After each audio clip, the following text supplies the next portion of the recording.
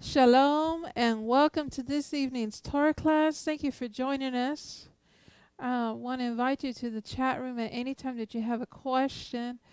Please submit it there, or you can just submit it to asktherabbi@tzion.org.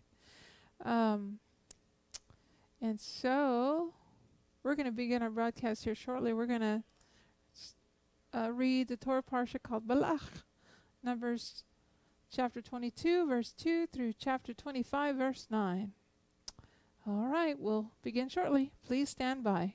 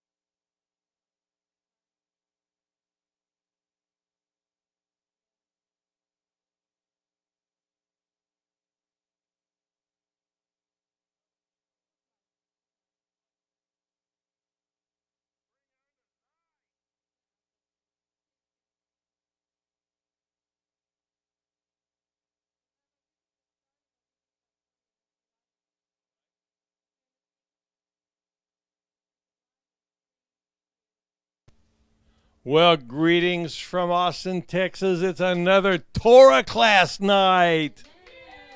The most exciting book in the Bible, Torah. I mean, it's wonderful. Well, we also have a wonderful news of some of the fulfillment of what it prophesies, which is Messiah Yeshua. Hallelujah. A lot of people don't think I'm Jewish because I talk about Messiah Yeshua. Well, that's their problem, not mine.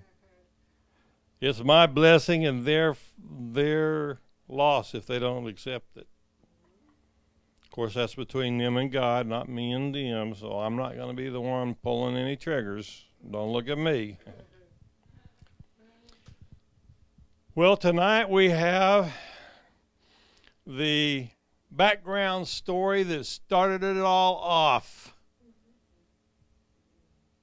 Mr. Ed.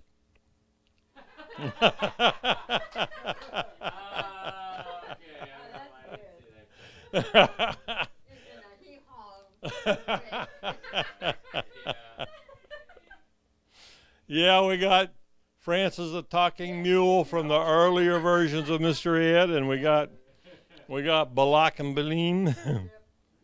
Balak was the one that got all castigated by his mule.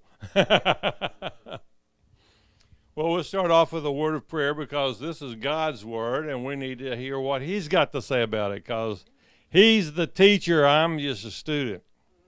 We praise God for you, Lord. You are the mighty God, the God of Abraham, Isaac, and Jacob.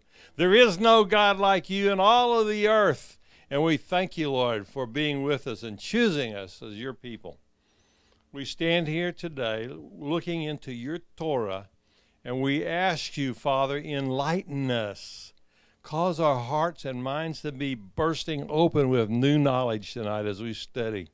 Let us truly come into your presence with thanksgiving and into your courts with praise. So we honor you today, and we ask you to be pleased with our study and to guide us by your words. And I ask you, Lord, to put your words in my mouth. I don't want to say one word out of my mouth that's not you. So I ask you to just fill my heart and mind with your presence and with your words. And we will offer you the praise for it in the name of Messiah Yeshua. And the congregation says, Amen. And Father, I ask you to feed me. I'm hungry, Lord. Yes, I'm hungry, Lord.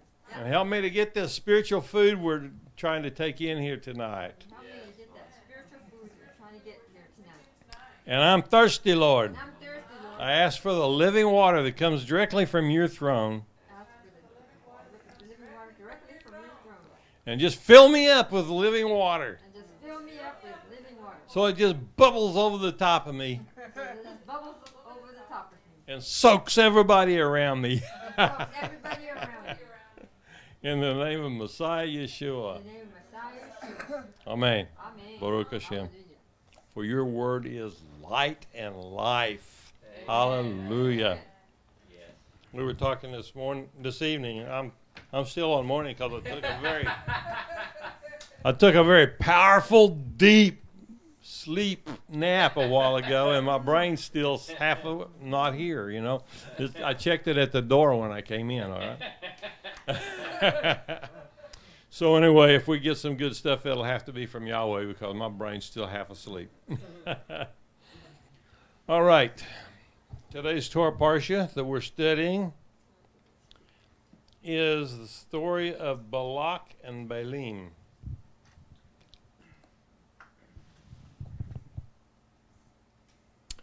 Begins in Numbers 22, verse 2.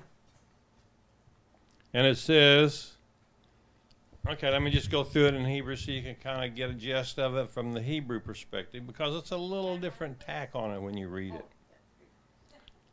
Vayar. Everybody say va. Yar. See this yud right here in the middle of the word? Do you see that? Let me bring it up.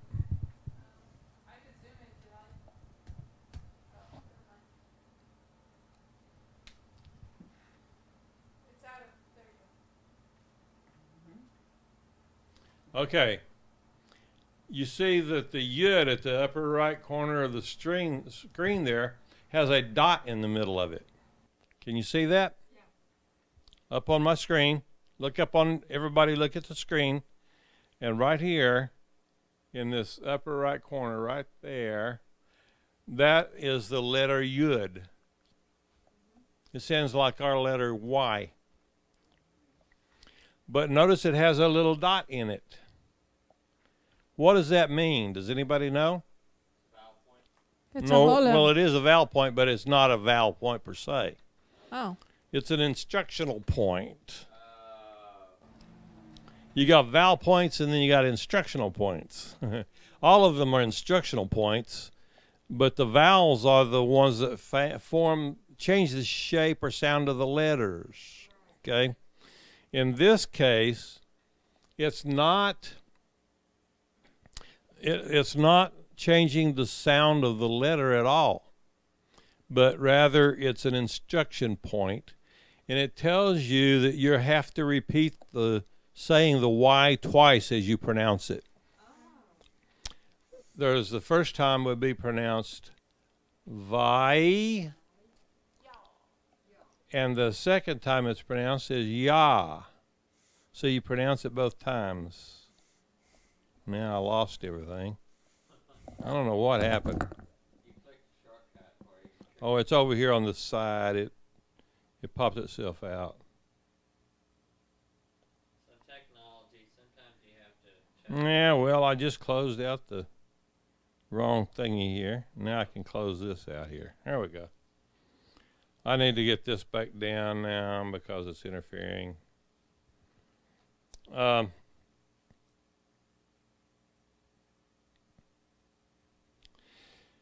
me close this out. Okay. And now that you know how to pronounce that word, I'll show it again. Vayar. Vayar. Okay? So, and that's understood to mean, and he saw. Who is this pronoun he pointing to? The yud is a pronoun he in this case. One of the two of them are anyway. So you say it twice. So who is the he that is being pointed out here? Who saw? Balak. Balak saw. So Balak right here is the one who is the pronoun he there. Can you see that? Ah, yeah. He's doing So we would pronounce it this way. And he saw Balak. Balak is the he. They are the same thing. So we could read this literally. And Balak saw. Now there's some more description. Ben Zippor.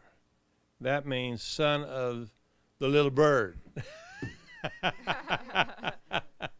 Zippor means little bird. Oh, cool. Mm-hmm. But you'll find out that Balak is not necessarily a nice guy, so calling him the son of a little bird is probably not very apropos here. He's anything but a little bird. Yep.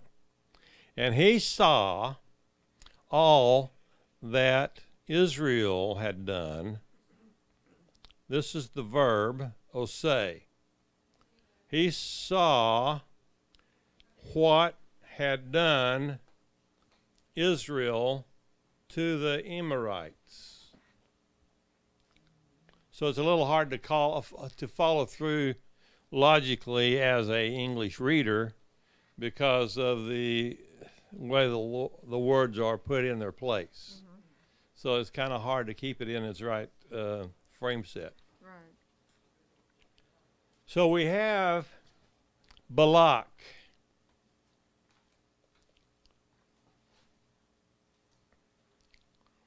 The word Balak means waster.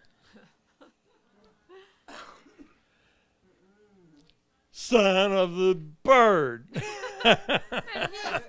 Your little sparrow, you know. That is My little chickadee.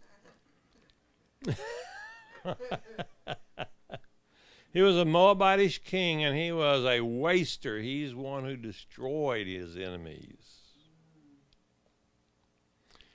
Now let's talk about kings in these days.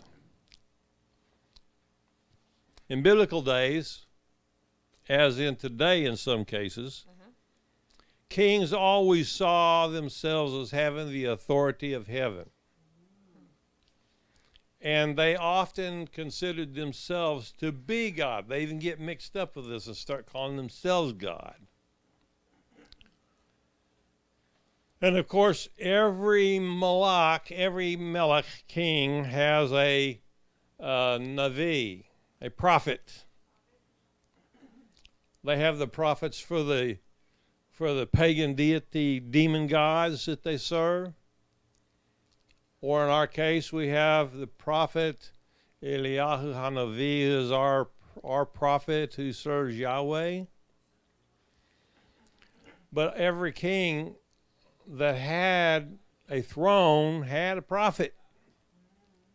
And it was a supernatural prophet. It was not a natural person. It was someone who was tuned in with the spiritual and heavenly realms.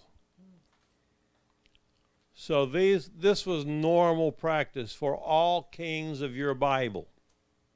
Every one of those who were called kings, they claimed the authority of heaven for being a king, and they always had a prophet, even though we're not supposed to be for profit.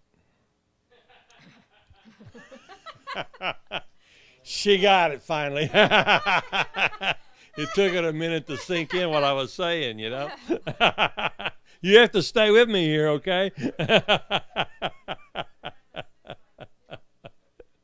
Okay, so Balak, he saw. He was the son of Zippor. He saw everything which Israel had done to the Amorites. Remember Sochan, the king, one of the kings of the Amorite? They destroyed his kingdom and destroyed him and followed God's instruction, wiped them out. Balak saw this. He didn't want to get wiped out. These people are powerful.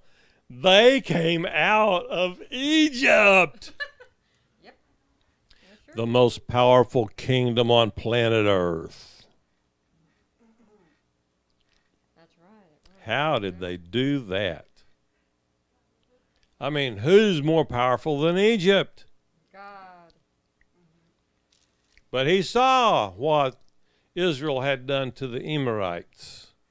And Moab, the kingdom of Moab, which the king Balak was the head of, was terrified. Let me bring that one up.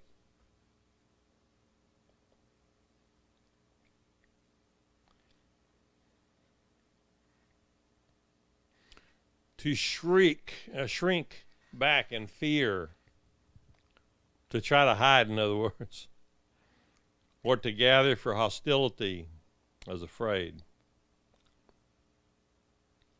So the Moabites were very afraid, and it even says Mayod over here. What is Tov Mayod? Anybody? Tov. Mm-hmm. You remember what that means? If you ask me, Mashlama, I say Ma Shalomcha, no Ma. It's like K Paso. I'm trying to remember it in Hebrew again. It is Ma. Mashlomech. Or Mashlomach. Shema is the root. Shemeach. Shemeach. How are you? Oh. What's happening? Okay. What have you heard? Shema means to listen. What have you been hearing? Okay. So if you say, Rabbi, how are you? I might say, Tov Mayod. Okay. So that means I'm most excellent. So I would say Tov means good, and Mayod means way beyond that. Okay? It means and more. So here, Vayagar Mayod. Deeply, deeply afraid. So the people of Moab were very, very afraid because who? Because they were so many. The Israelites were so many. Vayakatz, and that word actually means, in the end, to the ends of Moab.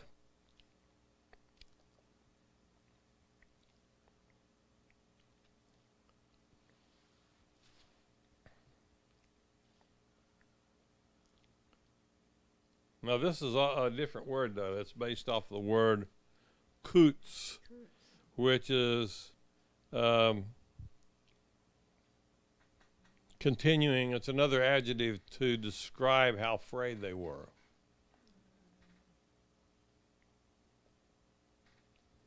So Moab was exceedingly afraid because of the children of Israel. And Moab said unto the Ziknei, the elders of Midian, Atah, and that's a time reference. Atah means now, this day. Yilachachu,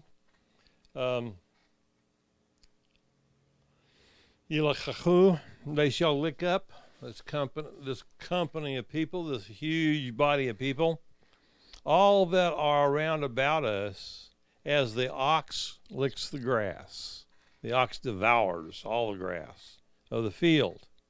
And Balak, son of Zippor, was king of the Moabites at that time.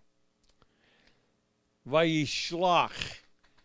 Shalach means literally to send forth. And he sent forth Malachim, his servants, his messengers, to Bilam. Bilam is a really interesting word in Hebrew. Bilam is the house of the people, but if you look at the individual letters, house, study, of seeing the spirit realm. That's what the letters are telling us. So Balaam was able to see the spirit realm. This letter here is ayin, means eye. Oh. And the mem at the end of the word is always a closed letter on the bottom, and that means you can't see into it. Most people can't even tell it's there. It's hidden. So Balaam was the seer that Balak sent his servants to, and he's the son of, look at this one, Beor.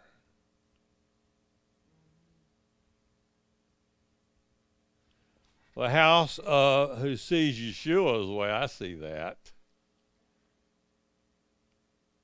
Because this is the second letter of the name of Yahweh. You know, the third letter. You've got Yud, Hey, Vav, Hey. And this is the Vav. So he sees the Vav of Yahweh. That's Yeshua. You following me? But he had it as an inheritance. What did I tell you about Resh? Anybody? It's either a blessing or a poverty. Right. So if it's a Resh, then it means poverty unless you put a Yud in front of it. Well, here's the Yud right here. Yeah. Because a Vav is a Yud reaching down to the earth line. So that would be a blessing. Mm-hmm. So Pitor then, Pitora is pointing out something. What would the feminine ending on the end of that be? Anybody know? Is it a hit? It tells you the direction of travel. Travel, okay. So the messengers are moving in the direction of Pitor because that's where Balaam would be located. Now the problem here is when you've got a pronoun, it's always understood to be masculine if you're going away from it. But it's understood to be feminine if you're headed towards it. Okay? So they are headed towards Peor, and that's by the river of the land of Moab.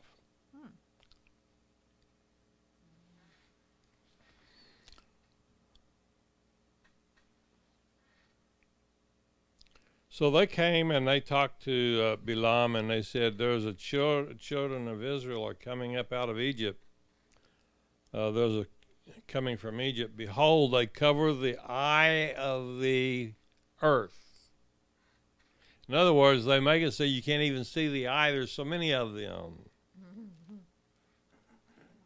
They abide over here against me. They're coming up against me. They're rising up. Now therefore come, and I pray you, curse for me the people, for this people are too mighty for me. Peradventure I shall prevail, that we may be able to smite them, that I might drive them out for the land. I'm afraid he whom you blesses, I've heard that who you bless is blessed, and who you curse is cursed.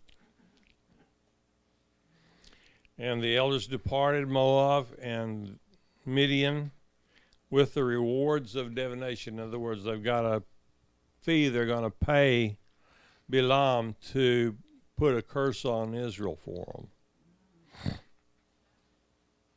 So they're carrying their fee with them in their hands. And they came into Balaam. I wish they would have spelled this right. They don't spell it right. That's Balaam. And spoken to him the words of Balak. And he said unto them, Remain here this evening, and I will bring again for you the bar, word as shall speak Yahweh unto me.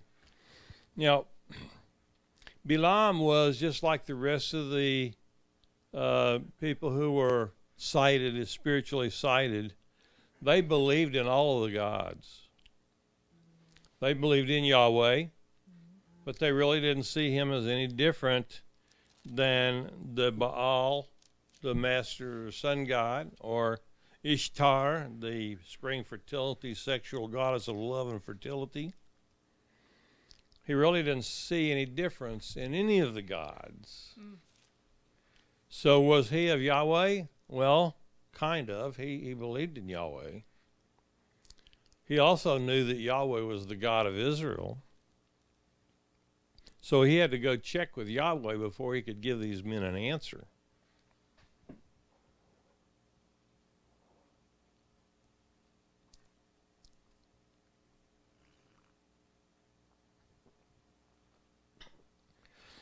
Keep in mind, Balaam was like a high priest of many gods. So he would have been like a warlock or a witch. A warlock would be the masculine form of a witch. So here's Balak sending for a witch to curse Israel. Well, that's what witches do today. They curse Israel.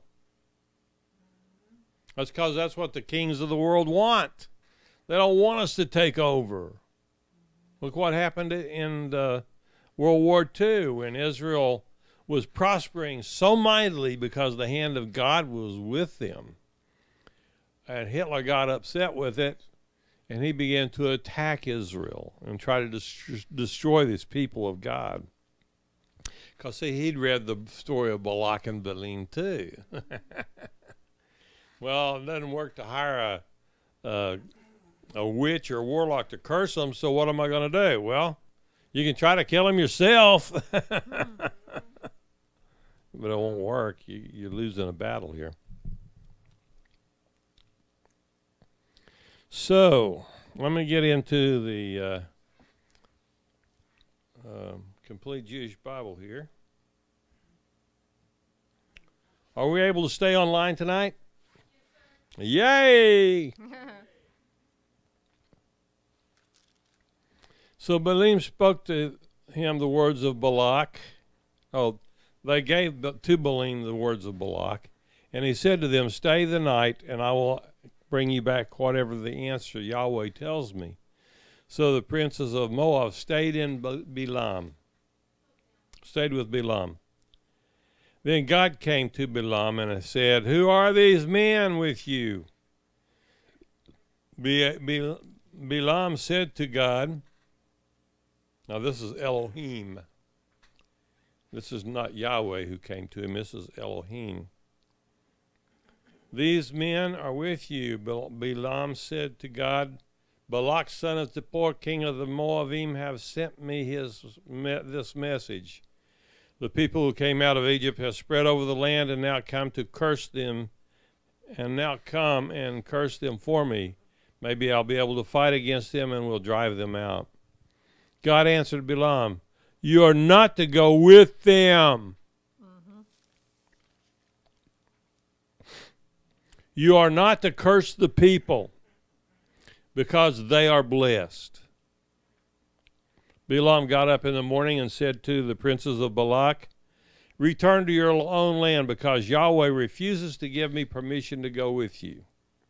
The princes of Moab got up and returned to Balak and said, Balaam refused to come with us. So Balak sent the princes, more than the ones before, and of higher rank and status in the first group. And they went to Balaam and said to him, Here is what Balak the son of Zippor, says, please don't let anything keep you from coming to me. I will reward you very well, and whatever you say to me, I will do. So please come and curse this people for me. This is what witchcraft does today. They get themselves in with the political leaders of whatever government they're involved with, and they make deals with them, and they pay them big rewards to curse their enemies. Yep. See, this is still the same old that's always been going on from the beginning of time. There are those who are close to the deities, and there are those who are not. And the king often thinks he's close to the deity because he's got the approval of heaven to be the king of wherever he's over. But the problem is he doesn't have a good enough connection with the Elohim to be able to speak to them and get their favor. So he hires a warlock or a witch to come and help him get the favor. I hope you can begin to see the complexity of this issue.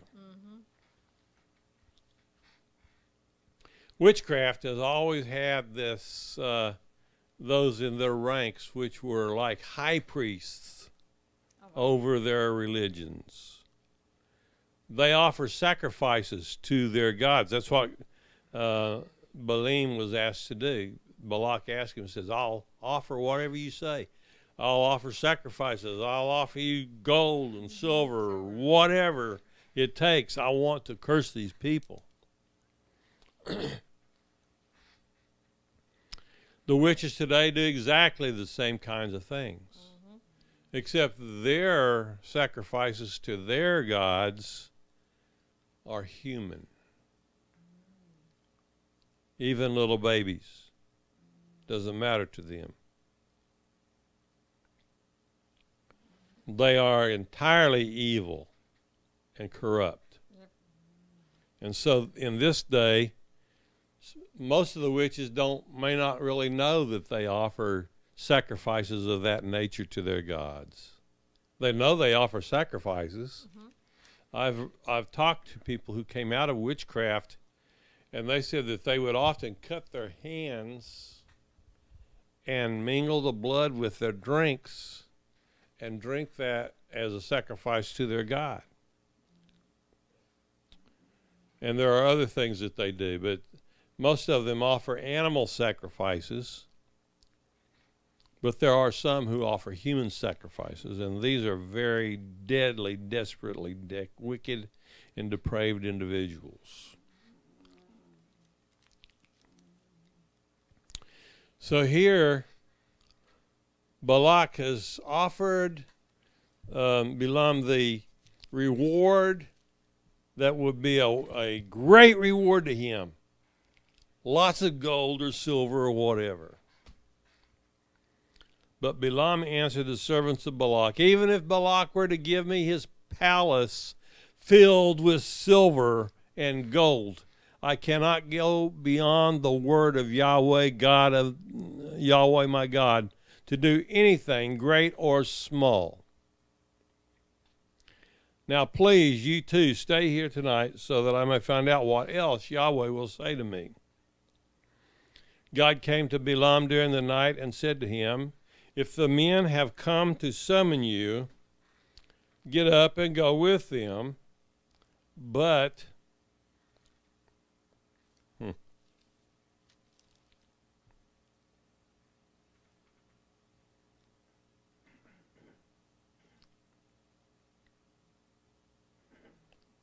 oh, here we go. Yeah, but do only what? I just lost my line. Oh. God came to Balaam. He says, you two stay here the night so that I may find out what else Yahweh may say to me. God came to Balaam during the night and said to him, if the men have come to summon you, get up and go with them, but do only what I tell you. So Balaam got up in the morning, saddled his donkey, and went with the princes of Moab. This made God angry. Yeah, he didn't say just get up. Tell me why you think it made God angry. He said only. Yeah, he didn't follow the instructions. What was the first thing God said to Balaam when he came the first time asking about this? If the men come to call you rise up and go with them. Mhm. But still only what I tell you may you do. He'd already told him what he wanted him to do. Don't go with them. Here he comes again. Balaam evidently really believes in and worships Yahweh, because that's the way the text is reading here. Mm-hmm. It's almost like they didn't even actually make it to his place. He was already saddling up his donkey. Mm-hmm. So Balaam got up in the morning, saddled his donkey, and went with the princes of Moab. But God's anger flared up because he went. And the Balak of Yahweh stationed himself on the path to bar his way. The Balak of Yahweh did this. He was riding on his donkey, and his 2 servants were with him. The donkey saw the angel of Yahweh standing on the road with his sword drawn and in his hand.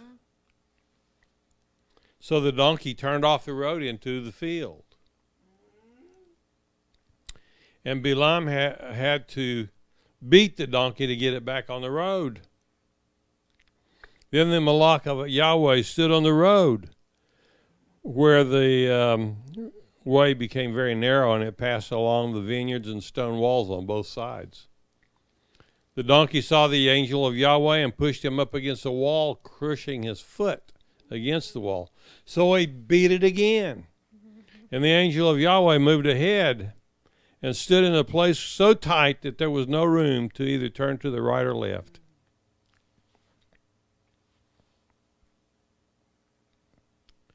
Again the donkey saw the angel of Yahweh, and Yahweh enabled the donkey to speak. It said to Balaam, what have I done to you to make you beat me these 3 times? Balaam said to the donkey, it's because you're making a fool of me. I wish I had a sword in my hand and I would kill you on the spot. Making Balaam angry, wasn't he? The donkey said to Balaam, I'm your donkey, right? You've ridden me all your life, right? Have I ever treated you like this before? No, he admitted. Then Yahweh opened Balaam's eyes. He's the one who sees the secrets, okay? So that he could see the angel of Yahweh standing in the way with his drawn sword in his hand, and he bowed his head and fell on his face. The angel of Yahweh said to him, why did you hit your donkey 3 times like that? I have come out here to bar your way because you are rushing to oppose me. You're rushing. You didn't wait for them to come and get you to go with them. You got up and saddled your donkey early in the morning. Sure did, yeah, that's what it says. And the donkey saw me, and he turned aside these 3 times. And indeed, if she hadn't turned away from me, I would have killed you by now and saved it alive. Balaam said to the Balak of Yahweh, I have sinned. I didn't know that you were standing on the road to block me. Now, therefore, if what I am doing displeases you, I will go back. But the Balak of Yahweh said to Balaam, no, go on with the men. But you are to say only what I tell you to say. So Balaam went along with the princes of Balak.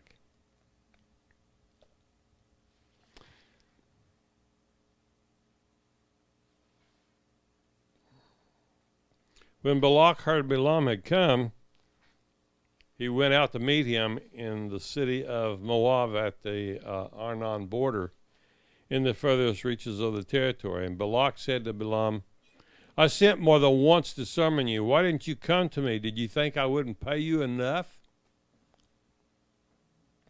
Balaam replied to Balak, here I have come to you, but I have no power of my own to say anything. The word God puts in my mouth is what I will say.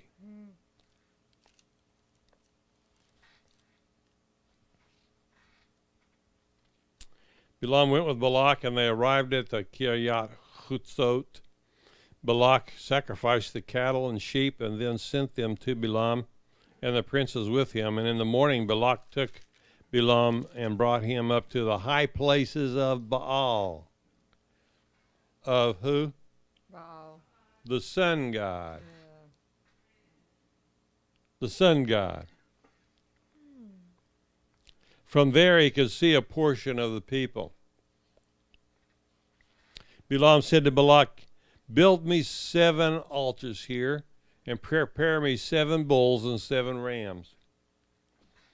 Balak did as Balaam said, and Balak and Balaam offered a bull on the ram on each altar. Balaam said to Balak, "Stand on by your burnt offering while I go off, and maybe Yahweh will come to me and meet me, and whatever he shows me I will tell you." He went off to a bare hill, and God met Balaam, who said to him, I have prepared 7 altars, and offered a bull and a ram on each altar. Then Yahweh put a word in Balaam's mouth and said, "Go back to Balak and speak the word, and speak as I tell you." And he went back to him, and there, standing by the burnt offering, and he with all of the princes of Moab, and made his pronouncement.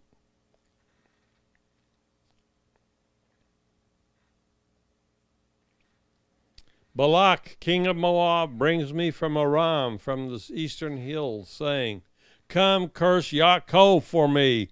Come and denounce Israel." How am I to curse those whom God has not cursed? How am I to denounce those whom God has not denounced? From the tops of the rocks I see them. From the hills I behold them. Yes, a people that will dwell alone and not think of itself as one of the nations.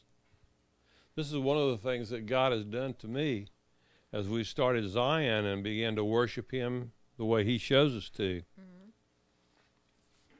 When the churches around me all gather up to go as a messenger before the governors of the country, you know, they have the March on Austin and, you know, all the various March for Jesus, you know. I prayed about it, and God says, no. I said, why? He says, because you are not a part of this. Don't make yourself a part of it. So I said, okay. Yes, a people that will dwell alone and not think of itself as one of the nations. I don't think of ourselves as one of the churches. I think of ourselves as a congregation of Yahweh. Amen. Yes. Who has counted the dust of Yaakov or numbered the ashes of Israel? May I die as the righteous die, and may my end be like theirs. Balak said to Balaam, "What have you done to me? To curse my enemies is what I brought you, and here you have totally blessed them." He answered to him, "Mustn't I take care to say just what Yahweh puts in my mouth?" Mm-hmm. I told a man one time, he says, "Why don't you say this and this and this when you're teaching?" And I said, I don't get to choose what I say. I say what Yahweh puts in my mouth. Oh, so you think that every word you say is then justified by Yahweh? I said, no, it comes from him. He got upset with me and left our congregation, you know, in a huff.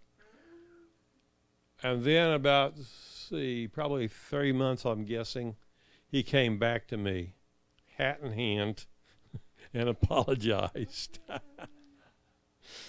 He said, "You were right, and I was wrong. Please forgive me." I said, "It's done. I don't hold it against you. You don't know nothing."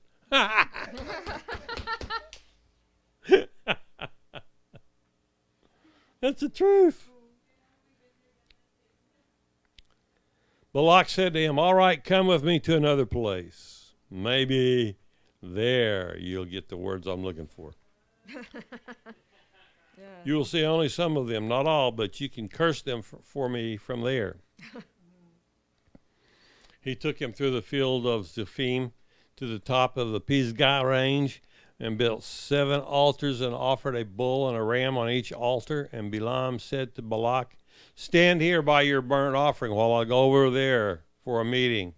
And Yahweh met Balaam and put words in his mouth and said, go back to Balak and speak to him as I tell you.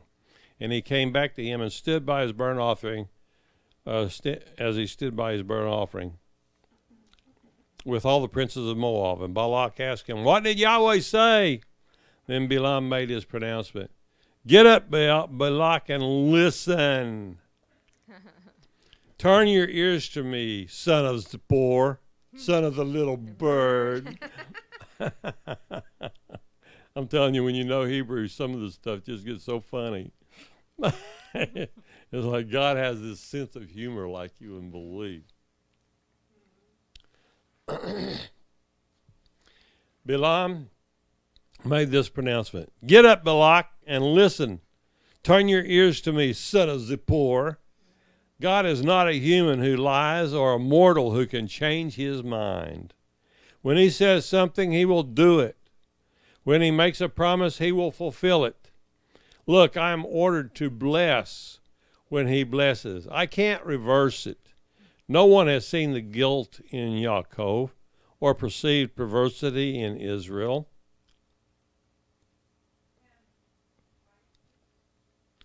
God, who brought them out of Egypt, gives them the strength of a wild ox. Thus one can't put a spell on Yaakov. No magic will work against Israel. Can you get this? Are you witches out there listening to me? No curses against Israel can work. You can't put a curse on Yaakov. No magic will work against Israel. It can now be said that Yaakov of Israel, what is this that God has done? Here is a people rising up like lionesses, and like a lion rears himself up. He will not lie down until he eats up the prey and drinks the blood of the slain. Balak said to Balaam, obviously you will not curse them, but at least don't bless them.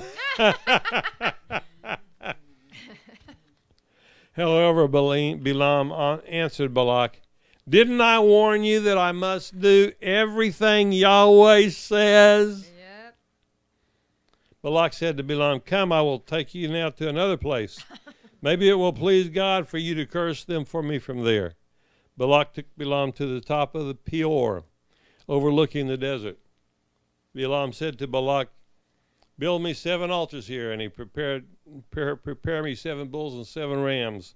And Balak did as Balaam had said, and offered a bull and a ram on each altar.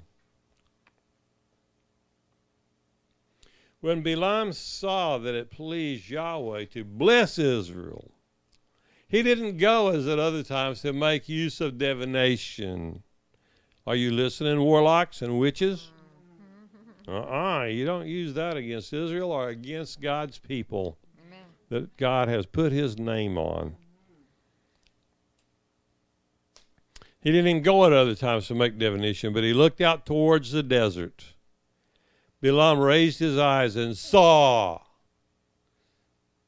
Israel encamped, tribe by tribe.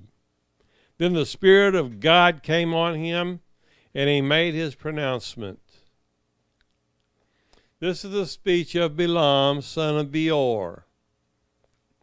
This is the speech of Balaam, the prophet, son of Beor, the same Yeshua.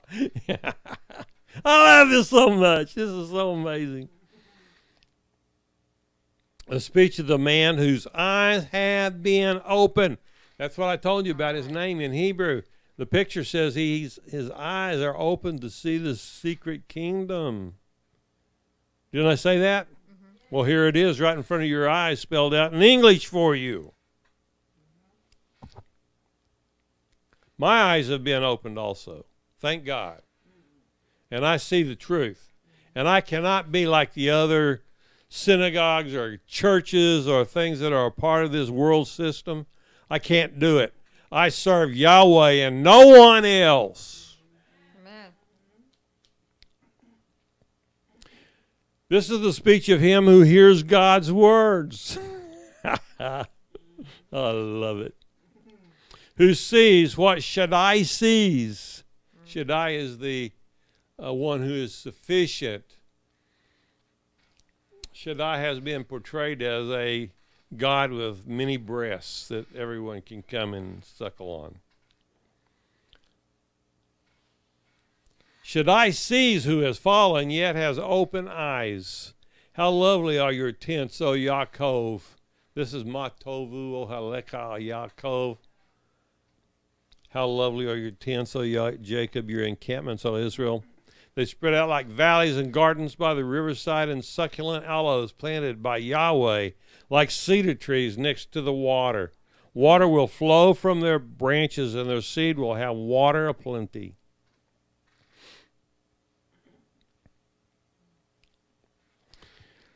Their king will be higher than Agag, and his kingdoms lifted high. God, who brought them out of Egypt, gives them the strength of a wild ox. They will devour the nations opposing them and break their bones and pierce them with their arrows. When they lie down, they crouch like a lion or like a lioness who dares to go rouse it. Blessed is all who bless you. Cursed is all who curse you. You idiots that are trying to curse us, you're getting all the curses that you're trying to put on us back on you. Yep. It's Yahweh who does this. Yes. He's the one that makes your curses all backfire. Amen. All backfire. Hallelujah. The very things you proclaim against us, he puts back on you. Balak blazed with fury against Balaam. He struck his hands together and said to Balaam, I summoned you to curse my enemies, but here you have done nothing but bless them 3 times already. Well, when are you going to learn? Yeah, I know. Now you had better escape to your own place. I had planned to reward you very well, but now Yahweh has deprived you of payment. And Balaam answered Balak, didn't I tell the messengers you sent me that even if Balak would give me his palace full of silver and gold, I could not of my own accord go beyond the word of Yahweh to do either good or bad? That Yahweh said I would say. What Yahweh said is what I would say. But now I'm going back to my own people. Come and I will warn you what this people will do to your people in the Acharit Hayamim, in the days which are coming. So he made his pronouncement. This is the speech of Balaam, son of Beor, the speech of the man who has eyes have been opened. The speech of him who hears God's words, who knows that Elyon knows what Elyon, the Most High, knows, who sees what Shaddai, the one who is sufficient for all of our needs, sees, who has fallen and yet has open eyes. Mm-hmm. I fell. I've got open eyes still. I see him, but do not know. Behold him, but not soon. A star will step forth from Yaakov. A scepter will arise from Israel to crush the corners of Moab and destroy all the descendants of Shet. His enemies will be his possessions, and Edom and Seir possessions. Israel will do valiantly. From Yaakov will come someone who will rule, and he will destroy what is left of the city. He saw Amalek and made his pronouncement. First among nations was Amalek, but destruction will be his end. He saw Canaanite and made his pronouncement. He saw the Canaanites.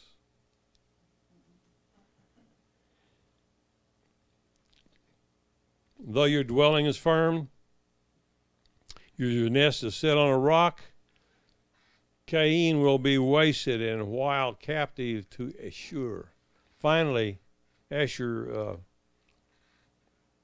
was another nation over in that region. Finally, he made this pronouncement. Oh no, who can live when God does this? But ships will come from the coast of Kittim and subdue Asher and subdue Ever. And that's another name of another area. But they too will come to destruction.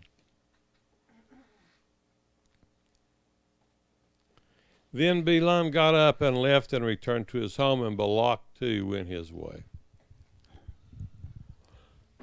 Oh well. I guess only those that go to warlocks and witches get their way. Yes? No? Oh, no. To really get your way, you need to go to Yahweh. Yep. His way, no highway. That's right. That's a good one. Oh. Yes. Oh, Olivia, you're being paged. No, I got you. You got it. Yep. You're a smart lady.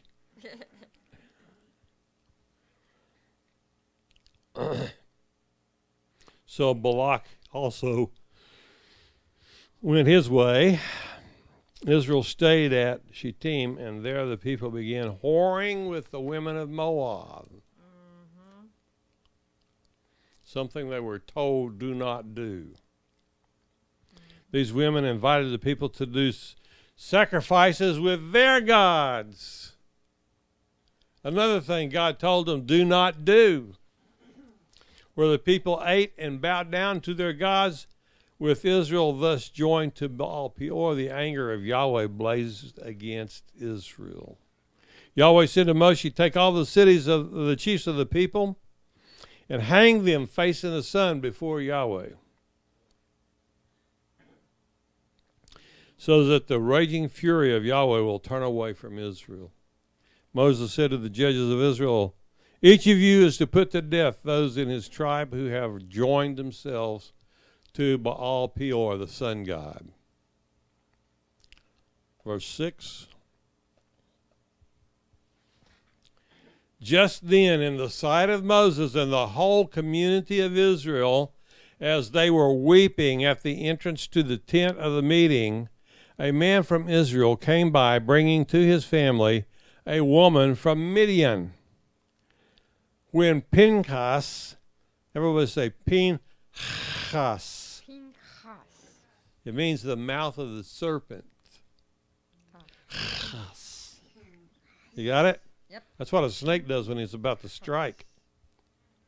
When Pinchas, son of Eleazar, the son of Aaron, the Cohen, saw it, he got up from the middle of the crowd, took a spear in his hand, and pursued the man from Israel right into the inner part of the tent, where he thrust his spear through both of them, the man from Israel and the woman through her stomach. Thus was the plague among the people of Israel stopped. Nevertheless, 24,000 died in the plague. Thank God for Pinchas. Mm-hmm.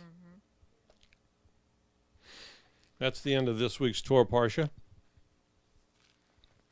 The next Parsha is called Pinchas, and we will begin studying that's from Numbers chapter 25 and verse 10. It starts in verse 10. What? Oh, yeah. Well, that's the end of the Parsha. We can do a little bit of ad-lib teaching if you got anything you wanted to ask about.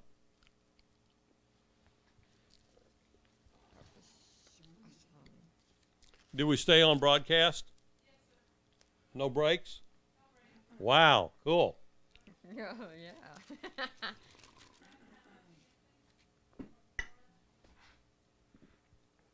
Which way?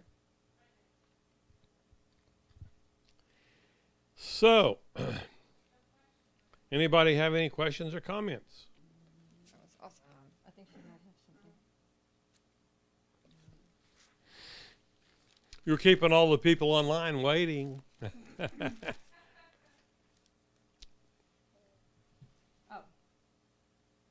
it's hard to believe they were giants in those times. Was this before the flood? No, this was after the flood. Yeah, it was definitely after the flood. All this has happened after. Some of these things are unknown to us, okay?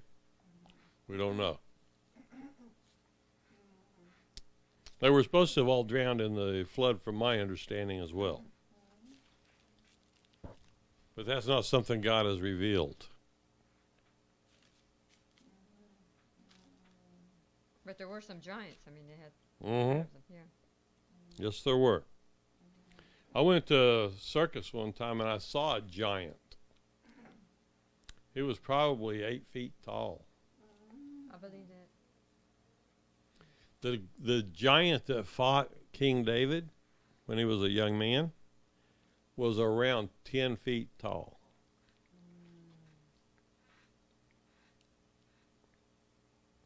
It's higher than the ceiling. Yeah, that's higher than our ceiling in here. That's right. His head was sticking up about 2 feet above that. I saw while I was watching TV earlier. They excavated a skeleton structure of a man that was almost 14 feet tall. Mm-hmm. Yeah, I believe that because there was. And that was a midget, right? No. That is actually true because I did witness a true skeleton from a paleontologist who excavated these bones of an actual person that was over 10 feet tall. He had his bones at a dinosaur. What do you call that in Crosbyton, Texas? Because he's actually well known for excavating dinosaurs. And he found this and. There's some people whose growth hormone never shuts down. My brother's growth hormone went nuts on him as a teenager, and I'll never forget the day that I found out he was a whole inch taller than me. I was the older brother, and here's this little punk kid passing me up. I actually have two nephews that are their younger ones are taller than their older brothers. Yep. So anyway, if that's possible, if God doesn't ever shut down the growth hormone, guess what? You'll end up being who knows how tall. That's what happened with the dinosaurs, lizards in the pre-flood era. It just kept growing and kept growing. There wasn't anything to kill them off. Yeah. I believe that. Well, y'all don't have any interesting questions? Oh, this was all awesome. Well, y'all are boring. I think I'm going to shut this down for today. But I mean, we are going to find out later on that how Balaam, it was Balaam that gave the idea to, what do you call it, Balak, and how to make the people of Israel. That's right. It says so in the next parsha. It Yeah. even tells us that Balaam told Balak how to beat us. By using the women, yeah. Mm-hmm.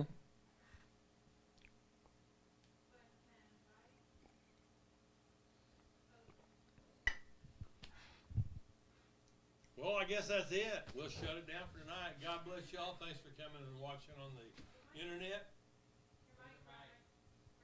Oh, my mic. Remind me, I have to talk to the people online too. So that'll be it for tonight. I hope you enjoyed the Bible study. I hope you learned something from it. Witchcraft cannot prevail against Yahweh, period. Amen. Ever, ever, ever, never.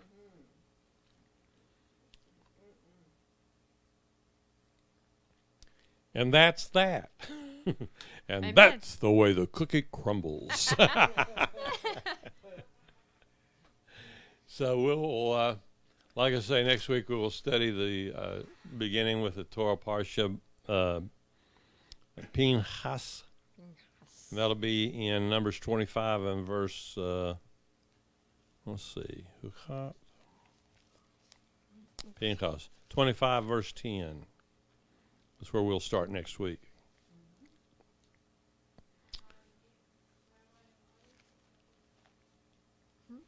Are you talking to me?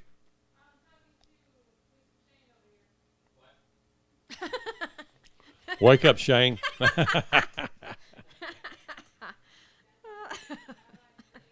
Is that what that sound was I was hearing from back there in the AV room?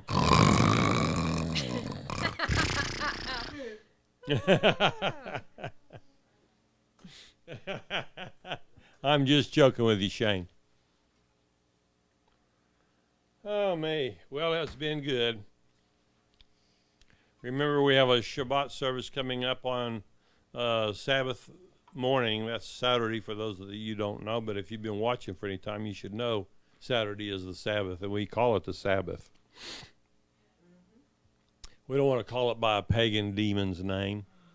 We'll call it by the name of Shabbat. Shabbat Shalom. So until Shabbat, or until we hear from you otherwise, you can always call me up on the phone there. I've got the number on the bottom of your screen, 512-452-8700. Or you can email me at asktherabbi@tzion.org. Or you could email me at ravhall@tzion.org. Or you could use... or. I'm readily reachable, folks. You can reach me anytime on the internet.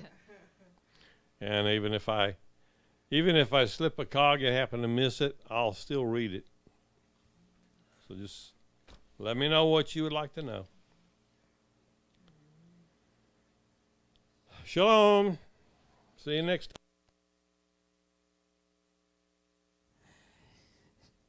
Well, that was another delightful teaching from Rabbi David Hall. We hope to see you again. Actually, we invite you to see you again this coming Shabbat morning, beginning with our 10 a.m. Bibles Issues class, followed by our main service, which begins at 11 a.m.